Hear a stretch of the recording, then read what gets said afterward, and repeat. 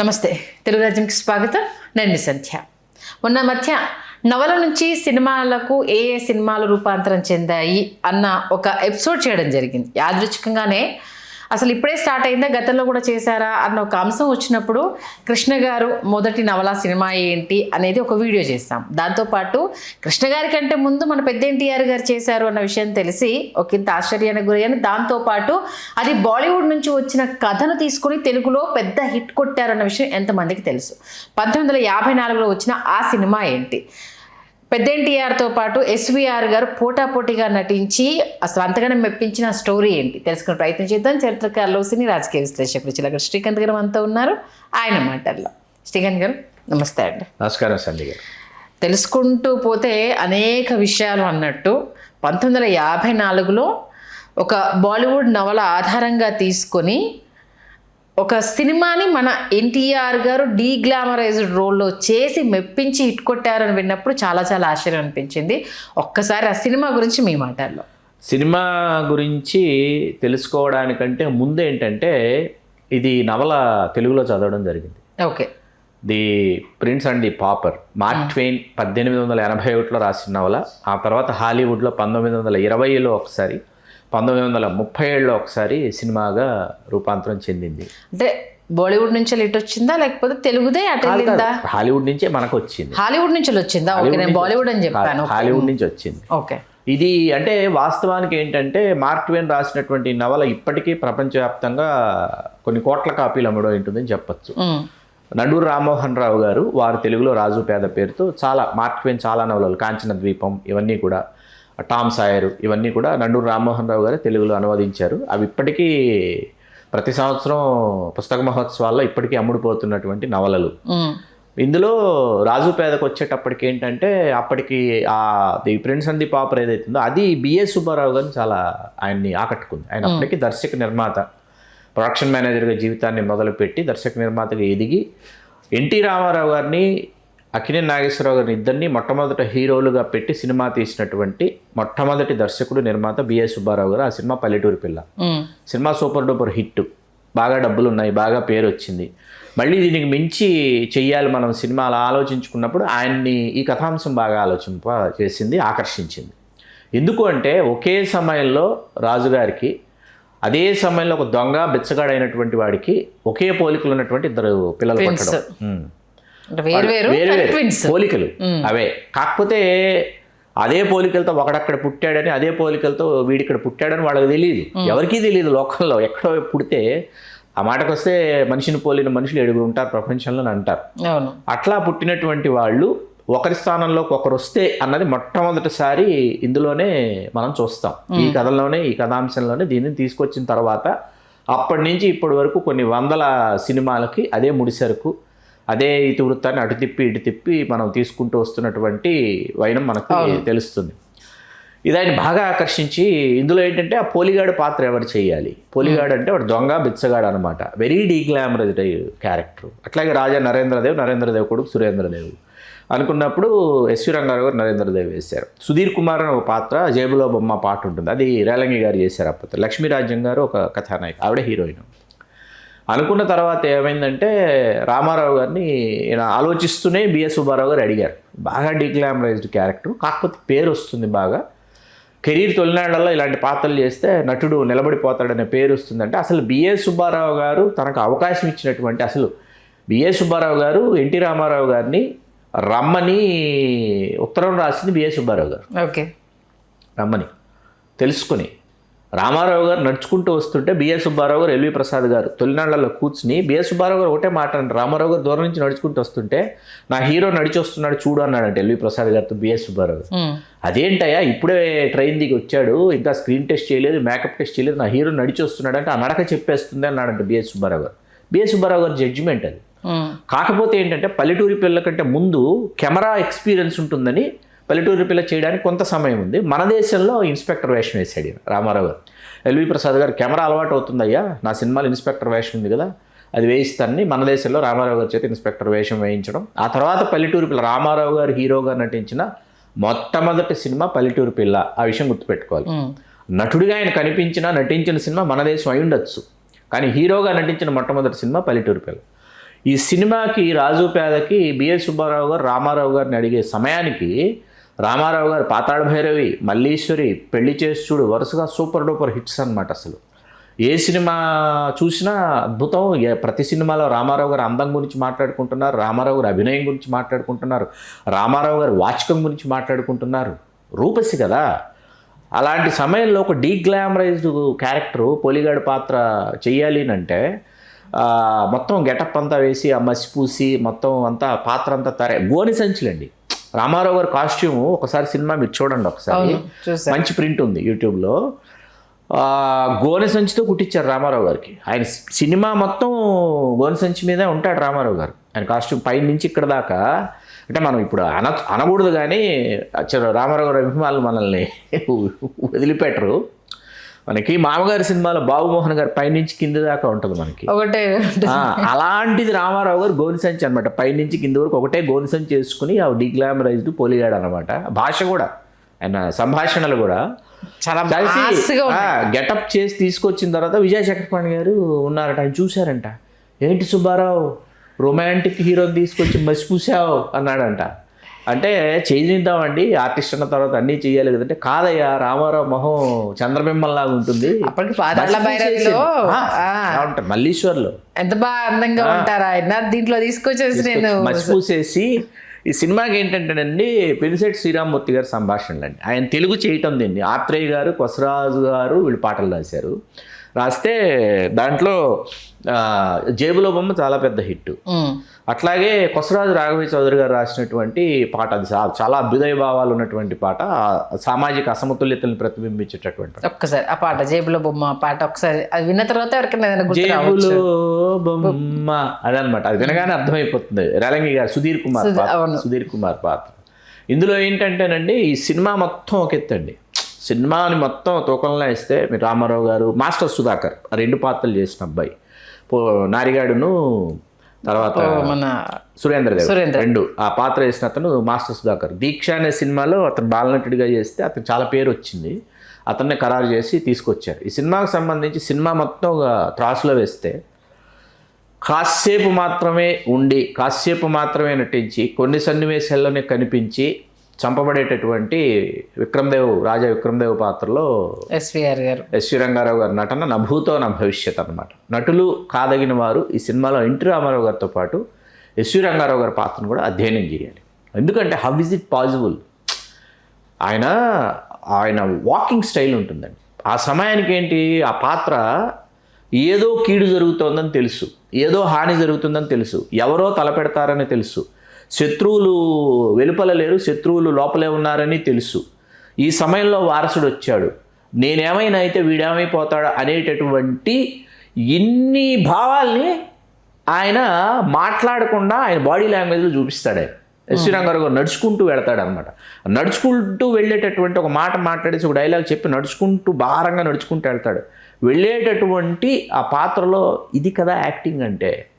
శరీరం మాట్లాడుతోంది, ముఖం మాట్లాడటం లేదు, కనులు మాట్లాడటం లేదు, పెదవులు సంభాషణలు పలకటంలా, శరీరం మాట్లాడుతుంది, బాడీ లాంగ్వేజ్ ఉంటుంది. అట్లాగే ఆయన్ని చంపేసే సన్నివేశం ఆర్ నాగేశ్వరరావు చాలా అద్భుతంగా చేశాడు ఆ పాత్ర. యూట్యూబ్ బ్రూటస్ అప్పుడే పుట్టినటువంటి మాట యూట్యూబ్ బ్రూటస్ అనేది అనమాట. అంటే నువ్వు కూడా నా బ్రూటస్, నిన్నే నమ్మాను, నువ్వేనా నా శత్రువు అని చెప్పేసి ఒక ఎక్స్ప్రెషన్ ఇస్తాడు. ఒక ఎక్స్ప్రెషన్ నుంచి చచ్చిపోతాడు. ఓకే, ఎక్స్ప్రెషన్కి మనకి గుండెల్లో మెలిపెట్టినట్టుంది. ఎస్వి రంగారావు ఒక్కటే ఎక్స్ప్రెషన్ ఇస్తారు. ఆ ఎక్స్ప్రెషన్కి మన గుండెల్లో మెలిపెట్టినట్టుంది. ఈ సన్నివేశానికి ముందు ఆయన రాజ్ దర్బార్లో హాల్లో ఒక సీన్ ఉంటుందండి, ఒక solo performance. S V Ranga Rao solo performance means ఏంటంటే ఒక ఏకపాత్ర అభినయం లాంటి సీన్ అనమాట అది.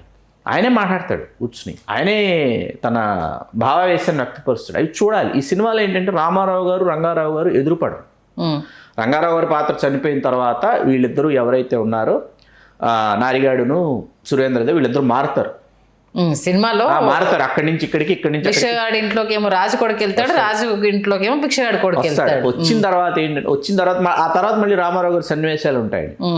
వీళ్ళిద్దరిని వేరువేరుగా, రంగారావు గారిని వేరుగా, రామారావు గారు వేరుగా వీళ్ళ సన్నివేశాలు చూస్తే వీళ్ళిద్దరు ఎదురుపడి పెర్ఫామ్ చేసింది లేదు అక్కడ. కానీ మీకేంటంటే ఎంత గొప్ప యాక్టర్లు వీళ్ళిద్దరు. ఎందుకంటే ఈయన యాక్ట్ చేస్తున్నాడని ఆయనకు తెలుసు, ఆయన యాక్ట్ చేస్తున్నాడని ఈయనకు తెలుసు. ఈయనంతటి నటుడు ఆయనకు తెలుసు, ఆయనంతటి నటుడో ఈయనకు తెలుసు. తెలుసుకున్నటువంటి ఇద్దరు మహానటులు ఏం చేస్తారంటే ఈ సినిమాలో నా సీన్స్లో నేనే బెటర్గా పెర్ఫామ్ చేయాలని పెర్ఫామ్ చేస్తారు ఇద్దరు. ఓకే, వీళ్ళిద్దరు కాంబినేషన్ సీన్స్ లేవు. ఇప్పుడు పాండవనవాసంలో లాగా రంగారావు గారు రామారావు గారు కాంబినేషన్ సీన్స్ లేవు ఇక్కడ. ఎవరి సోలో సీన్స్ వాళ్ళకు ఉన్నాయి. ఇద్దరికీ తెలుసు రంగారావు గారు బ్రదర్ రంగారావు గారు చేస్తున్నారు, రాజు పాత్ర చేస్తున్నాడు. రంగారావు గారికి తెలుసు రామారావు గారు బ్రదర్ రామారావు పోలిగాడి పాత్ర చేస్తున్నాడు, తెలుసు ఆయనకి. ఎలా పెర్ఫామ్ చేస్తుంటాడో కూడా రంగారావు గారు తెలుసు. రంగారావు గారు ఎలా పెర్ఫామ్ చేస్తుంటాడో రామారావు గారు తెలుసు. కానీ ఎవరి సీన్స్లో వాళ్ళు ది బెటర్. ఆయన కొట్టేసేలాగా నేను ఇవ్వాలని ఈయన కొట్టేసేలాగా ఇవ్వాలని ఆయన, ఇద్దరు ఇవ్వడం అనేది మన కన్నుల పండుగలా ఉంటుంది 1 by 1 చూస్తుంటే సినిమా. చాలా అద్భుతమైన సినిమా అండి. ఈ సినిమాకి స్టంట్స్ చేసింది మన ప్రతాప్ ఆర్ట్ ప్రొడక్షన్స్ అధినేత కె రాఘవ్ గారు. ఈ సినిమాకి స్టంట్ మాస్టర్ అండి. చాలామందికి తెలుసో తెలీదో నాకు తెలీదు. నేను కె రాఘవ్ గారిని నేను ఇంటర్వ్యూ చేశాను. ఓకే, 2008లో ఇంటర్వ్యూ చేశాను. చాలా అద్భుతమైన ఇంటర్వ్యూ చేశాను. చేసినప్పుడు ఏంటంటే ఆయన ఒక అద్భుతమైన విషయం చెప్పారు. నీకు ఎన్టీఆర్ని మద్రాస్ సెంట్రల్కి వెళ్ళి ఎవరు రిసీవ్ చేసుకున్నారు తెలుసా అని అడిగారు. నిజంగా నాకు తెలియదు, అప్పటికి తెలియదు సార్ అన్న. నేనే అన్నాడు. బిఎస్ సుబ్బారావు గారు సెంట్రల్కి పంపించింది కె రాఘవ్ గారిని. కె రాఘవ్ గారు వెళ్ళి ఈయన కె రాఘవ్ గారు అడిగారంట బిఎస్ సుబ్బారావు గారు, సార్ ఎలా సార్ గుర్తుపట్టడం అన్నాడంట. నువ్వు గుర్తుపట్టేస్తావు పో అన్నాడంటే ఈయన. ఫోటోలు చూశాడు అప్పటికే ఈయన. నువ్వు గుర్తుపట్టేస్తావు అన్నాడంట. సెంట్రల్కి వెళ్ళిన తర్వాత దిగగానే మీరైనా ఎన్టీఆర్ అని అన్నాడంట కె రాఘవ్ గారు. బిఎస్ సుబ్బారావు గారు పంపించారని రామారావు గారు అన్నారంట. తీసుకుని అలా రామారావు గారిని చిత్ర పరిశ్రమకు తీసుకొచ్చినటువంటి ఆ రోజు రిసీవ్ చేసుకున్నటువంటి ఆ గడియ ఉందే కె రాఘవ్ గారు, ఆ గడియ. ఆ తర్వాత కె రాఘవ్ గారు, ఈ విషయం చాలామందికి తెలియదండి, ఎన్టీ రామారావు గారికి కత్తి యుద్ధాలు అవి నేర్పించింది కె రాఘవ్ గారు. కె రాఘవ్ గారు షర్ట్ విప్పేస్తారండి, చొక్కా తీసి చూపిస్తారు ఆయన అడిగితే. షర్ట్ తీసేస్తే ఇటు అటు మొత్తం కత్తిగాట్లే అండి. ఈ కత్తి యుద్ధాలు నేర్పించి వీళ్ళకి హీరోలకి వాళ్ళకి మొత్తం బాడీ అంతా కత్తి గీతలు ఉంటాయి మీకు. ఓకే, ఫ్రంట్ అండ్ బ్యాక్ బౌత్ అన్నమాట మొత్తం. అలా ఆయన తర్వాత నిర్మాత అయ్యి, ఫస్ట్ భాగస్వామ్య నిర్మాత అయ్యి జగత్ కిలాడీలు, జగత్ జట్టీలు, జగత్ జంత్రీలు ఇవన్నీ చేసి, ఆ తర్వాత ఆయన పూర్తిస్థాయి నిర్మాత అయ్యి ఎలాంటి సినిమాలు, ఎలాంటి దర్శకుడిని ఆయన పరిచయం చేశాడు. దాసరి నారాయణరావు గారు లాంటి, కోడి రామకృష్ణ లాంటి, ఎలాంటి దర్శకులు, రేలంగి నరసింహారావు గారు లాంటి దర్శకులను ఆయన పరిచయం చేశాడు కె రాఘవ్ గారు. అలాంటి కె రాఘవ్ గారు రామారావు గారు తోడుకున్నాడు. ఆయన సినిమాల స్టంట్స్ చాలా అద్భుతమైన సినిమా అండి అసలు. డ్యూయల్ రోల్లో ఫస్ట్ సినిమా కూడా ఇదే అంట కదా. అవునండి, మొట్టమొదటి సినిమా ఇది 1954 ద్విపాత్రాభినయం ఇదే. ఈ సినిమాకి సంబంధించి మరొక గొప్ప విషయం ఏంటంటే ఆదిఎం ఇరానీ గారి గురించి మాట్లాడుకోవాలి.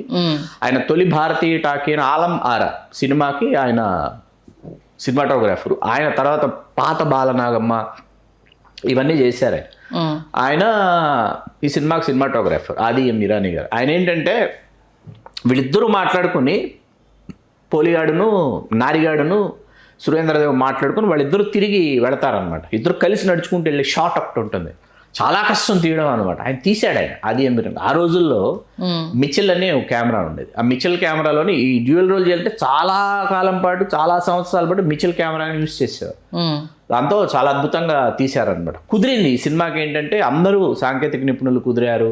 జూన్ 24, 1954లో విడుదలైనటువంటి సినిమా. స్టూడియోలోనే తీశారు సినిమా అంతా, స్టూడియోలోనే రూపుదిద్దుకుంది. 2 సంవత్సరాలు సీరియస్లీ మాట్లాడుకుంటున్నాం. అదే అంటున్నా, కృష్ణ గారిదే ఒక సెన్సేషన్ అంటే అంతకు ముందే మన ఎన్టీఆర్ గారు ఆ సెన్సేషన్ క్రియేట్ చేయడం అనేది అప్పుడు పెద్ద బ్లాక్ బస్టర్ హిట్ అంట కదా. అవును, చాలా అంటే రామారావు గారి కృషికి తగిన ఫలితం అండి. ఎందుకంటే డీగ్లామరైజ్డ్ క్యారెక్టర్, ఒక glamorous hero, romantic hero Rama Rao గారు, అందగాడైనటువంటి హీరో చేసి, బ్లాక్ అండ్ వైట్ వేసి అప్పుడు కలర్ లేదు కదా, చేసి ఒప్పించి మెప్పించి, మీకు అందరూ రాజు పేద గురించి మాట్లాడతారు. ఏది రామారావు గారి గురించి, డీగ్లామరైజ్డ్ క్యారెక్టర్. ఇంకొక సినిమా ఉందండి, వేదాంతం రాఘవయ్య గారి దర్శకత్వం వహించిన సినిమా ఒకటి ఉంటుంది. నా చిన్నతనంలో తప్పనిసరిగా చూడాల్సినటువంటి సినిమా అయింది అది, మా చైల్డ్హుడ్ డేస్లో. చిరంజీవులు అని ఒక సినిమా. అది దేవదాసు తీసినటువంటి నిర్మాత అనమాట, నారాయణ గారు చేసినటువంటి సినిమా. వేదాంతం రాఘవయ్య గారే. దేవదాసు ఎంత విషాదభరితమైన సినిమా, అంత విషాదభరితమైన సినిమాలో నటించాలనుకుని రామారావు గారు నటించినటువంటి చిరంజీవుల సినిమా. ఆయనకు కళ్ళు పోతాయి సినిమాలో. ఆ కళ్ళు లేనటువంటి ఆ కబోద్ ఎలా ఉంటాడో ఆ ఫోటో మా ఆఫీస్లో ఉండేది. రామారావు గారు అన్ని సినిమాల ఫోటోలతో పాటు ఆ ఫోటో ఉండేది. ఆ బొమ్మ పట్టుకుని ఉంటాడు. చిన్నప్పుడు హీరోయిన్స్ వాళ్ళు ఆడుకున్నటువంటి బొమ్మ అది ఉంటుంది. ఆ అమ్మాయికి పెళ్ళి అయిపోయి ఉంటుంది. చాలా విషాదభరితమైన. ఆ ఫోటో చూసి అడిగేవాడిని చిన్నప్పుడు, ఇది ఏ సినిమా అంటే చిరంజీవులు అని చెప్పేవారు మా నాన్నగారు. చూసి ఆ సినిమా వచ్చిన తర్వాత తప్పనిసరి పరిస్థితుల్లో ఏంటి రామారావు గారి సినిమాలు వెళ్ళిపోయేవాడు.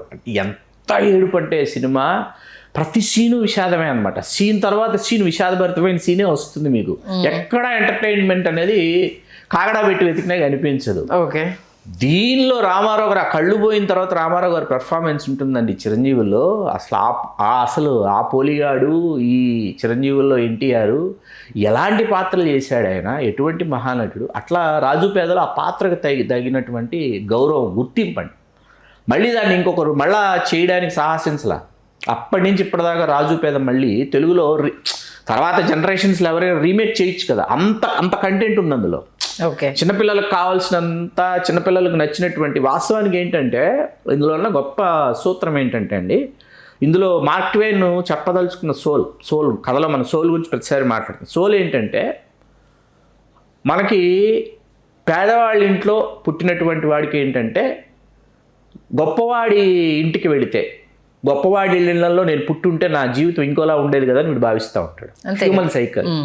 గొప్పవాళ్ళ ఇంట్లో పుట్టినవాడు ఏంటంటే ఈ బందీఖానాలో ఉండిపోయాను, నేను నార్మల్గా ఉండుంటే వాళ్ళతో ఆడుకునేవాడిని కదా అని వాళ్ళకు ఉంటుంది.